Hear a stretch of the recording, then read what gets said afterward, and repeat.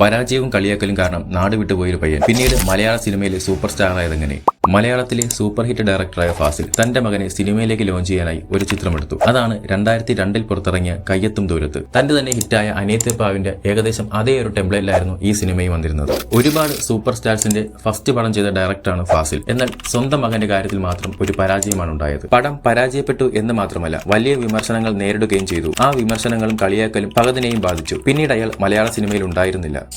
വർഷങ്ങൾ കടന്നുപോയി. സിനിമ മാറുകയും നിരവധി പുതുമുഖങ്ങൾ കടന്നു വരികയും ചെയ്തു. എന്നാൽ ഒരു ദിവസം അയാൾ തിരിച്ചു വന്നു. 2009 പുറത്തിറങ്ങിയ കേരള കഫയിൽ ഒരു ചെറിയ വേഷം ചെയ്തുകൊണ്ടാണ് ഫഹദിന്റെ രണ്ടാം വരവ്. പിന്നീട് കുറച്ച് സിനിമകളിൽ ചെറിയ ചെറിയ വേഷങ്ങൾ ചെയ്തു. എന്നാൽ തന്റെ രണ്ടാം വരവ് പ്രേക്ഷകരെ എല്ലാം അറിയിച്ചത് ചാപ്പാക്കുരിശി എന്ന ചിത്രത്തിലൂടെയായിരുന്നു. പണ്ട് കളിയാക്കലേറ്റ് നാടുവിട്ടുപോയ ആ ചെറുപ്പക്കാരനല്ല താനിപ്പോൾ എന്നൊരു സൂചന കൂടിയായിരുന്നു ആ ചിത്രം. പിന്നീട് വന്ന ചിത്രങ്ങളാണ് 22 ഫീമെയിൽ കോട്ടയവും ഡയമണ്ട് നെക്ലേഴ്സും. ഈ സിനിമകളെല്ലാം തന്നെ പ്രേക്ഷക ശ്രദ്ധ നേടിയ ചിത്രങ്ങളാണ്. ഈ വന്ന സിനിമകളിലെല്ലാം ഒരു അർബൻ ലൈഫ് സ്റ്റൈലുള്ള ക്യാരക്ടറായിരുന്നു ഫഹദ് ചെയ്തിരുന്നത്. എന്നാൽ ഇത്തരം കഥാപാത്രങ്ങൾ മാത്രമല്ല തനിക്ക് ചെയ്യാൻ കഴിയുന്നത് എന്ന് കാണിച്ചു തന്ന ചിത്രമാണ് രാജീവ് രവിയുടെ അന്നയും റസൂലും. ഒരു പ്രണയകഥ പറഞ്ഞ ഈ ചിത്രം ജനശ്രദ്ധ നേടുകയും വലിയൊരു വിജയമാവുകയും ചെയ്തു. അതുപോലെ തന്നെ നിരവധി പുരസ്കാരങ്ങളും ഈ ചിത്രത്തിന് ലഭിച്ചു. പിന്നീട് VKP സിനിമയിലും ഫഹദ് നായകനായി. പിന്നീട് വന്ന മറ്റൊരു സിനിമയാണ് ആമീൻ. ഫഹദിന്റെ കരിയറിലെ തന്നെ മികച്ചൊരു കഥാപാത്രമാണ് സോളമൻ. അതുപോലെ തന്നെ തിയേറ്ററിൽ ഹിറ്റായ ആദ്യത്തെ LJP സിനിമയും ഇതാണ്. ന്യൂ ജനറേഷൻ സിനിമകൾ എന്ന പേരിൽ സിനിമകൾ ഉണ്ടായ കാലഘട്ടമായിരുന്നു അത്. ഇത്തരത്തിൽ ന്യൂ ജനറേഷൻ സിനിമയിലെ നായകൻ എന്നൊരു ടാഗും ഫഹദിനുണ്ടായിരുന്നു. അന്നത്തെ മറ്റ് യൂത്തന്മാരെ പോലെ നായകൻ വേഷം മാത്രമായിരുന്നില്ല ഫഹദ് ചെയ്തിരുന്നത്, ക്യാരക്ടർ റോൾസും ഫഹദ് ചെയ്തിരുന്നു. 2013 മാത്രം ഏകദേശം 12ഓളം ചിത്രങ്ങളാണ് ഫഹദിന്റേതായി പുറത്തിറങ്ങിയത്. അതിൽ തന്നെ ആർട്ടിസ്റ്റും നോർത്ത് 24 കാതവും ഒക്കെ എടുത്തു പറയേണ്ട ചിത്രങ്ങളാണ്. ഇത്രയും നാൾ ചെയ്തതൊക്കെ അർബൻ ക്യാരക്ടേഴ്സും സീരിയസ് റോൾസുമായിരുന്നു. എന്നാൽ ഇതിൽ നിന്നെല്ലാം മാറി തനിക്ക് കോമഡിയും പറ്റുമെന്ന് മനസ്സിലാക്കി തന്നത് ഇന്ത്യൻ പ്രണയകഥയിലൂടെയായിരുന്നു. സത്യൻ അന്തിക്കാടിന്റെ ഫാമിലി കോമഡി മൂവിയായിരുന്നു ഒരു ഇന്ത്യൻ പ്രണയകഥ. കിടിലൻ കഥാപാത്രം തന്നെയായിരുന്നു അതിലെ ഐമനം സിദ്ധാർത്ഥൻ. അത് സത്യത്തിൽ ഫഹദിന്റെ കരിയറിൽ തന്നെ ഒരു മാറ്റമുണ്ടാക്കി. ഫാമിലി ഓഡിയൻസിനിടയിലേക്ക് വലിയൊരു സ്വീകാര്യത നൽകാൻ ഈ ചിത്രത്തിന് കഴിഞ്ഞു. നെക്സ്റ്റ് ഇയർ, അതായത് 2014, ഫഹദിന്റേതായി 5 സിനിമകളാണ് പുറത്തു വന്നത്. അതിൽ പ്രധാനപ്പെട്ട ഒരെണ്ണം നിവിൻ DQ ഫഹദ് കോംബോയിൽ വന്ന ബാംഗ്ലൂർ ഡേയ്സ് ആണ്. ഈ സിനിമയുടെ സെറ്റിൽ നിന്നാണ് സിനിമയിലെ ജോഡികളായ നസ്രിയയും ഫഹദും റിയൽ ലൈഫ് ജോഡികളായി മാറിയത്. അതുപോലെ തന്നെ പ്രധാനപ്പെട്ട ഒരു പടമാണ് ഇയോബിന്റെ പുസ്തകം. ഒരു ആക്ഷൻ ഹീറോ എന്ന് പറയുമ്പോൾ പെട്ടെന്ന് നമുക്ക് ഓർമ്മ വരുന്നത് ഉണ്ണി മുകുന്ദനോ അല്ലെങ്കിൽ പൃഥ്വിരാജോ ഒക്കെയാണ്. പക്ഷെ ഫഹദിന്റെ ഫിസിക്കൊക്കെ വെച്ചിട്ട് ആക്ഷൻ ഹീറോയൊക്കെ ആകാൻ പറ്റുമോ എന്ന് സംശയമാണ്. എന്നാൽ ആ സംശയം ഇയോബിന്റെ പുസ്തകം കണ്ടപ്പോൾ മാറിക്കിട്ടി. ഇയാൾക്ക് അതും പറ്റുമെന്ന് മനസ്സിലായി. പിന്നീട് കരിയറിന്റെ ഒരു ഗ്രാഫ് മാറ്റിയ പടമായിരുന്നു മഹേഷിന്റെ പ്രതികാരം. വളരെ റിയലിസ്റ്റിക് ആയ ഒരു സിനിമ. അതുപോലെ തന്നെ നാട്ടുംപുറത്തുള്ള ഒരു കഥയും കഥാപാത്രവും. ഒരുപക്ഷെ പിന്നീട് പ്രകൃതി പടങ്ങൾ എന്ന വിമർശനം ഉണ്ടാകുന്ന തരത്തിൽ റിയലിസ്റ്റിക് സിനിമകൾ വരാൻ കാരണമായതും ഈ ചിത്രത്തിന്റെ വിജയമാണ്. പോത്തേട്ടൻ ബ്രില്യൻസിന്റെ തുടക്കവും ഇവിടെ നിന്നാണ്. പിന്നീട് വന്ന ടേക്ക് ഓഫും തൊണ്ടിമുതലുമൊക്കെ ഫഹദിന്റെ ശ്രദ്ധിക്കപ്പെട്ട പ്രകടനങ്ങളായിരുന്നു. പിന്നെ അതേ വർഷം തന്നെ തന്റെ തമിഴിലെ ഡെബ്യൂ ഫിലിം വേലൈക്കാരനും ചെയ്തു ഫഹദ്. Next year 2018. ഈ വർഷം 3 സിനിമകളാണ് വന്നത്. ഇത്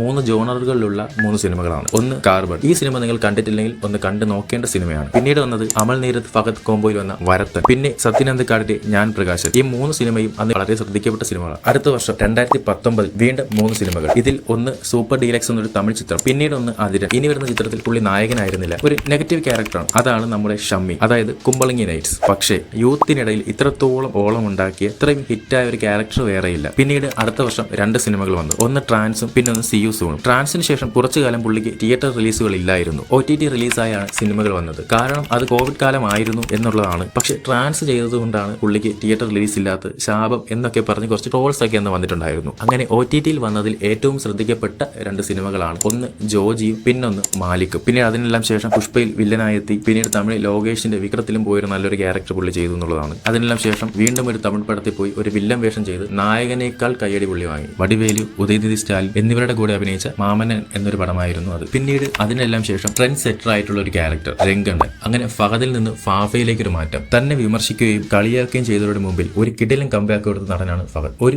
ഫാൻസ് അസോസിയേഷൻ പോലും ഇല്ലാതെ പുള്ളി പാൻ ഇന്ത്യൻ ആക്ടറായി ഒരു പാൻ ഇന്ത്യൻ ലെവൽ റീച്ച് നേടി പുള്ളി. മലയാള സിനിമ മാറുന്ന കാലഘട്ടത്തിലാണ് ഫഹദ് തിരിച്ചു വന്നത്. സിനിമയുടെ രീതികളും മാറി. അതുപോലെ തന്നെ കുറച്ചധികം ആക്ടേഴ്സും മലയാളത്തിലേക്ക് കടന്നു വന്നൊരു സമയമായിരുന്നു അത്. ആദ്യത്തെ 5 നമ്മുടെ സീനിയേഴ്സ്, പിന്നെ ഇവർ, അതിനുശേഷം പിന്നീട് വന്ന യൂത്തന്മാർ. ഈ യൂത്തന്മാരിൽ ആരായിരിക്കും അടുത്ത സൂപ്പർ സ്റ്റാർ എന്നൊരു കൺഫ്യൂഷനിലായിരുന്നു അന്നത്തെ പ്രേക്ഷകർ. ഫഹദ് ഒഴിച്ച് ബാക്കി എല്ലാവർക്കും ഫാൻസ് അസോസിയേഷനുകളും അതുപോലെ തന്നെ അവരുടെ പേരിൽ ഫാൻ ഫൈറ്റുകളും നടന്നിരുന്നു. ബാക്കിയുള്ള അന്നത്തെ യൂത്തന്മാരെല്ലാം കൂടുതലും യുവാക്കൾക്ക് കണക്ട് ആവുന്ന രീതിയിലുള്ള കഥാപാത്രങ്ങളായിരുന്നു ചെയ്തിരുന്നത്. കോളേജിൽ പഠിക്കുന്ന നായകനും ഉഴപ്പനായ നായകനും അതുപോലെ തന്നെ ഫ്രീക്കൻ റോളുകളും ആയിരുന്നു ചെയ്തിരുന്നത്. പോരാത്തതിന് ഡയറക്ടേഴ്സ് ആക്ടേഴ്സ് കോംബോ അതുപോലെ തന്നെ ആക്ടേഴ്സ് കോംബോ അങ്ങനെ കുറെ കോംബോകളും ഉണ്ടായിരുന്നു. എന്നാൽ ഇതിൽ നിന്നെല്ലാം വ്യത്യസ്തമായിരുന്നു ഫഹദിന്റെ ക്യാരക്ടേഴ്സ്. ഫഹദിന് അങ്ങനെ അജു നിവിൻ, DQ സണ്ണീവിൻ പോലുള്ള കോംബോ ഒന്നും ഉണ്ടായിരുന്നില്ല. അതുപോലെ തന്നെ ഇദ്ദേഹം ചെയ്ത റോളുകളൊന്നും ഒരു കോളേജ് പയ്യന്റേതോ ഉടപ്പനായ ചെറുപ്പക്കാരൻ്റെതോ ഒന്നും ആയിരുന്നില്ല. കുറച്ചുകൂടി പ്രായമുള്ള, കുറച്ച് മെച്ചോർഡ് ആയിട്ടുള്ള അങ്ങനെ ഒരു ലൈഫ് സ്റ്റൈൽ കൊണ്ടുപോകുന്ന ക്യാരക്ടേഴ്സ് ആയിരുന്നു ഇദ്ദേഹം ചെയ്ത കൂടുതലും. സോ അന്നത്തെ യൂത്തിന് റോൾ മോഡൽ ആക്കാൻ കഴിയുന്ന ഒരു നായകനൊന്നും ആയിരുന്നില്ല, നായക കഥാപാത്രങ്ങളായിരുന്നില്ല ഇദ്ദേഹം ചെയ്തിരുന്നത്. പക്ഷെ പുള്ളിക്ക് കിട്ടിയ ഡയറക്ടേഴ്സ് അതെല്ലാം കിടിലായിരുന്നു. സമീർ താഹിർ, ആഷിഖ് അബു, VKP,